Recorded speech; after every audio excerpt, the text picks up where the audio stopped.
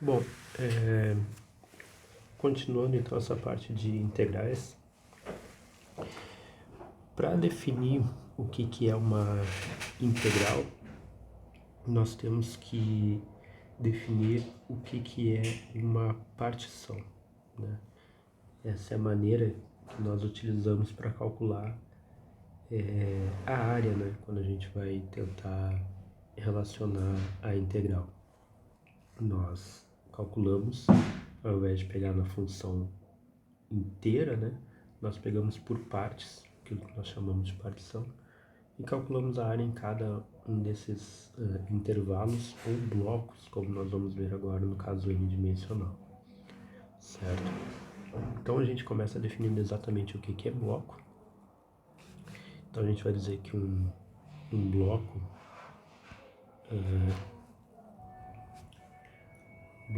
n-dimensional A contido em Rn vai ser o produto cartesiano desses intervalos, A1 até A2, cartesiano até AN até BN, né, quando estivermos falando de Rn. Então, esses são intervalos compactos, né, intervalos fechados, limitados, ou seja, intervalos compactos, e isso é o que nós vamos chamar de arestas do nosso bloco, tá? Essas vão ser as arestas. A representação gráfica desses blocos, ela só é possível nos casos onde n ele é menor ou igual a 3, tá? Maior do que 3, nós não conseguimos representar graficamente. Então, caso n igual a 1, né? Por exemplo, o que nós vamos ter? No caso n igual a 1, esse bloco ele é um intervalo, tá?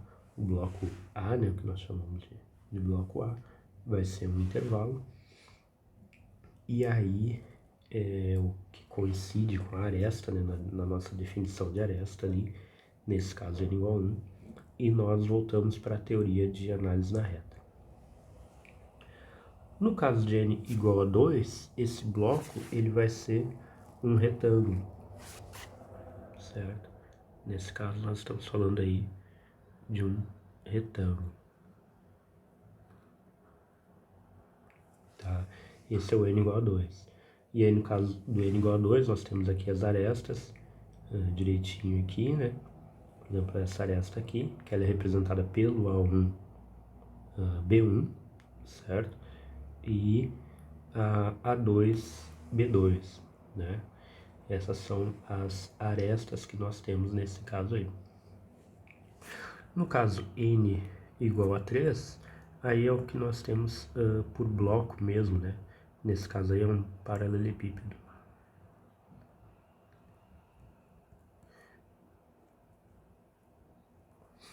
Certo? Aí nós temos os paralelepípedos. Aí é de onde vem a motivação por nome realmente, né? E que a gente consegue visualizar a forma usual que nós temos aí de faces, né? Que seria uma face, que seria outra face, né? E temos 6 faces nesse caso aí. Temos as arestas aqui, certo? Que são as arestas aí de maneira usual. E os vértices, certo? Que são esses pontinhos aqui. Nesse caso nós teremos 8 vértices. Tá? A motivação do nome ela vem aí. Bom, mas pela definição nós vamos ver aí que, por exemplo, face vai ser um pouco diferente. Tá? A face não vai ser só essa face usual que nós temos aí para o cubo. Já já a gente vai comentar isso aí. Então, primeiro, qual que é a definição de face, então, né? A definição de face, nesse contexto, tá? Nesse contexto, nós definimos face dessa forma aqui, como produto cartesiano de L1 por L2 até Ln, onde esses LIs, né, são ou o AI, ou o BI, ou o intervalo AI-BI. Lembrando que dado um bloco, né, as únicas informações que nós temos são essas, né? Dado um bloco, só tem a informação dos AI-BIs, certo? Essas são as informações que a gente tem. Então a gente vai definir face dessa forma. Vou fazer um exemplo aqui para a gente poder entender bem o caso, né? Bom, quando nós temos em R2 ali A igual a A1B1 cartesiano A2B2, tá? Nesse caso, a nossa face vai ser definida por L1 cartesiano L2. E aí, como nós vimos, tem várias possibilidades. Quais são as possibilidades? Bom, primeira coisa a gente tem que saber quais são as possibilidades para o L1 e depois as possibilidades para o L2. Então, as possibilidades para o L1 são, ele pode ser o A1, o B1, o A1B1 e o L2 a mesma coisa, só com 2, né? Pode ser o A2, B2 ou A2, B2. Então, quais são as possibilidades de face que nós temos? Bom, é o L1 cartesiano L2 com todas essas combinações aqui, né? Todas essas, depois eu tenho todas essas,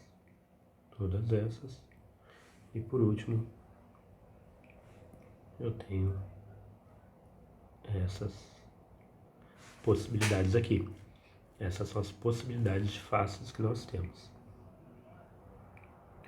Então vamos lá. Em vermelho, nós temos então A1, A2, que é essa aqui. A1, B2, que é essa aqui. E A1, cartesiano, intervalo A2, B2. Essas são as possibilidades. E aí a gente procede da mesma forma aí para as outras, né? Começando pelo B1, tenho essas possibilidades. Depois, começando pelo A1, pelo intervalo A1-B1, eu tenho essas possibilidades aí, tá? Como que ficaria aí, né, em termos... Vamos tentar identificar no desenho o que são essas faces, né? Então, digamos que a gente tem aqui, a gente está no caso de R2, tá? Então nós temos aqui A1, B1, A2, B2. Nesse caso, o bloco que nós temos é esse aqui. Isso é A1, B1, cartesiano B2, A2. Então, quem são as faces que estão em vermelho ali, né? Em vermelho, então, nós temos o A1, A2, que é um ponto na realidade, né? É o que nós chamamos de vértice originalmente. Mas nesse caso, a gente está, pela definição, ele se torna uma face igual. A outra é A1, B2. Também, nesse contexto, é chamado de face.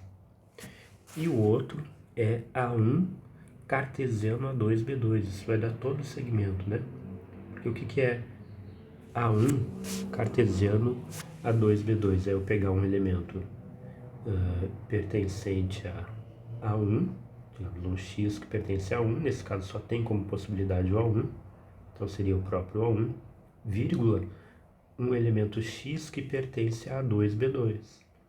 Bom, esse X pode ser o A2, pode ser o B2, pode ser algum número entre A1 e B2, qualquer número entre A1 e B2. Então vai dar todo esse segmento aqui que nós pintamos de vermelho. Então essas são as possibilidades das faces em vermelho. E a gente vai fazer de maneira análoga, né? No caso em roxo aqui, né? B1, B2, B1, A2, então é esse aqui. B1, B2 ou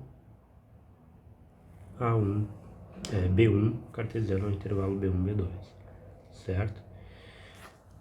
Em azul nós vamos ter A1, B1 cartesiano A2, então vai dar isso aqui. A1, B1 cartesiano B2, é outra possibilidade fácil.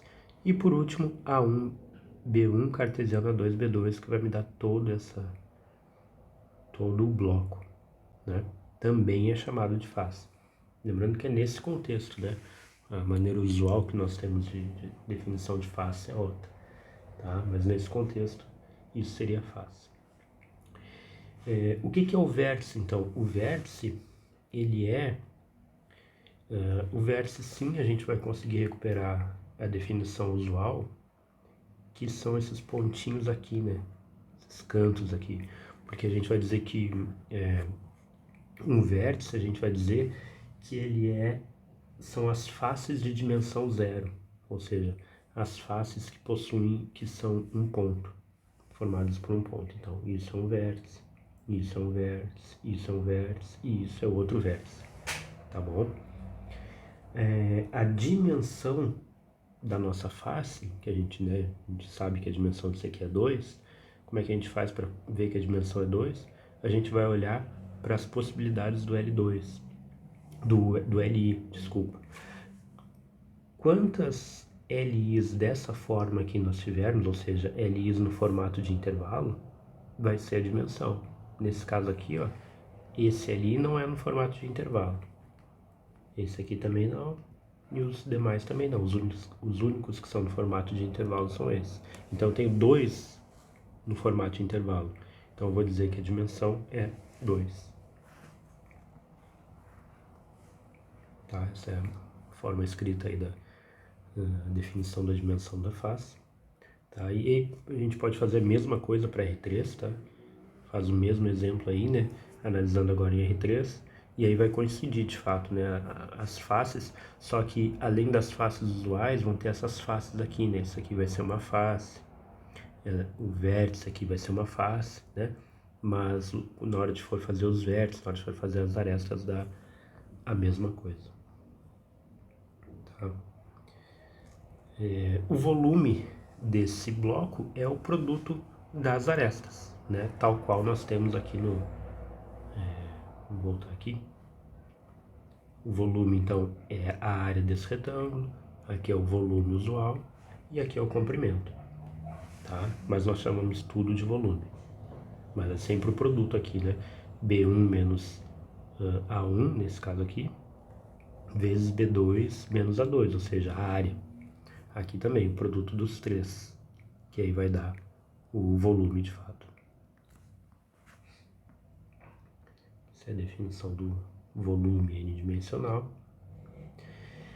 E aí então a gente pode falar da partição em si. Então, a partição do bloco A, ele é um produto cartesiano, tá? Onde cada PI é uma partição do intervalo. Lembrando que a partição do intervalo nós já vimos, né, anteriormente. Então vamos fazer um desenho aqui. Imagina que a gente tem essa situação. Eu tenho aqui o meu bloco. Tenho aqui o meu bloco A. Ele é formado por AI, A1, B1 e A2, B2, tá? Então, uma partição desse bloco vai ser o seguinte. Tenho esses segmentos aqui.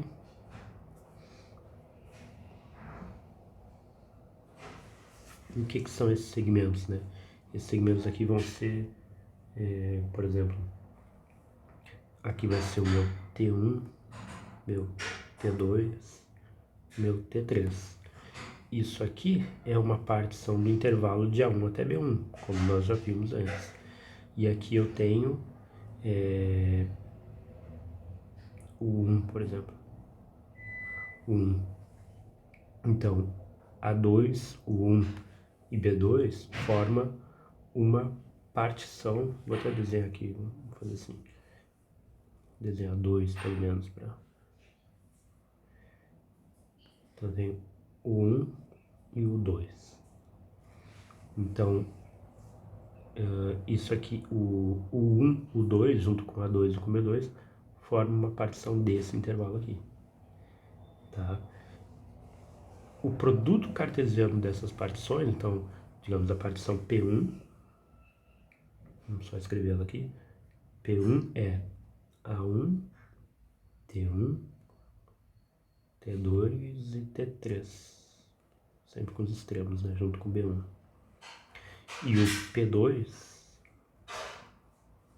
é A2, o 1, o 2 e B2. Tá? Eu estou usando notação de partição de análise na reta mesmo. Então, a partição P é o produto cartesiano de P1, vou escrever aqui embaixo, aqui. P1 por P2. Aqui mesmo. Partição P, ela é P1 cartesiano P2. E aí é só lembrar como que faz o produto cartesiano, né? Vai me gerar exatamente esses blocos aqui, né? Cada elemento desse aqui, né? Eu vou chamar de bloco. Por exemplo, posso dizer que esse aqui é o bloco B1, esse aqui é o bloco B2, esse aqui é o bloco B3 e assim sucessivamente. Até o meu bloco BM. Certo? Certo. Só para deixar bem claro, né? Vou fazer o começo aqui, não vou fazer todas as possibilidades, mas o que seria, né? P1 cartesiano P2, então é A1, vírgula, A2. É um elemento da partição P. Depois A1, vírgula, U1. Depois A1, vírgula, U2. E assim eu vou, né? Até completar todos os elementos aí. Vai terminar em B1, vírgula, B2. Aí eu completo todos os elementos da partição. Então são esses valores aqui, né? Só para deixar bem claro quem são os elementos da partição. E eles geram, como eu disse, né? Eles geram esses blocos. Bom, como que esses blocos são gerados, né? É eu pegar os intervalos que são formados ali dentro dessa partição, por exemplo, T1 até T2, vou pegar esse bloco aqui, vou chamar isso aqui de bloco B. T1 até T2, cartesiano U1 até U2. Isso vai me formar esse bloco aqui, que nós estamos representando. Certo? Então isso é um dos blocos gerado por essa partição aqui. Ele é gerado pela partição, certo?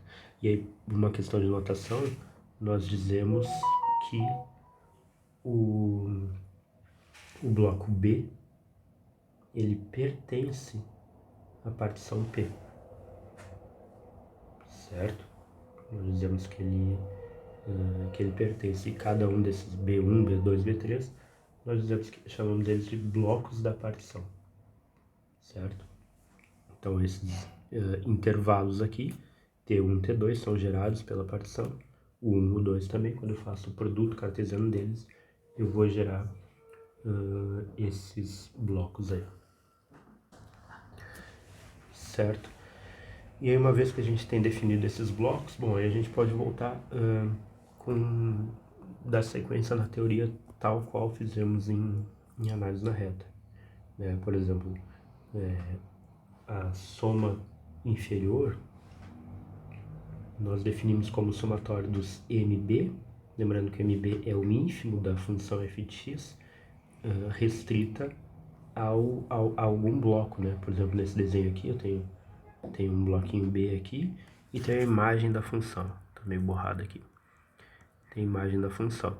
Bom, o menor valor, intuitivamente, parece ser por aqui, né? No caso desse desenho, o menor valor que essa função atinge, no caso ínfimo, né? Não necessariamente atinge o mínimo, mas no caso de compactos, como a gente está falando aqui, então o menor valor que essa função atinge é esse mzinho B. E aí a gente define a soma inferior tal qual definimos o ínfimo dessa função B, vezes, aí lá nós utilizávamos TI menos TI menos 1, né? porque era o comprimento. Agora o comprimento ele é generalizado pela noção de volume que nós vimos ali. No caso de R1, voltamos para a definição de comprimento. Mas vai ser esse somatório, né? Esse produto aqui. Então eu tenho a definição de soma inferior. E aí faço de forma análoga para a soma inferior, para a soma superior, desculpa. Pelos mesmos motivos, vamos dizer que a soma inferior é menor do que a soma superior. Mesma definição de refinamento de bloco. E a mesma definição para integral inferior e superior, que nos permite começar a teoria, certo?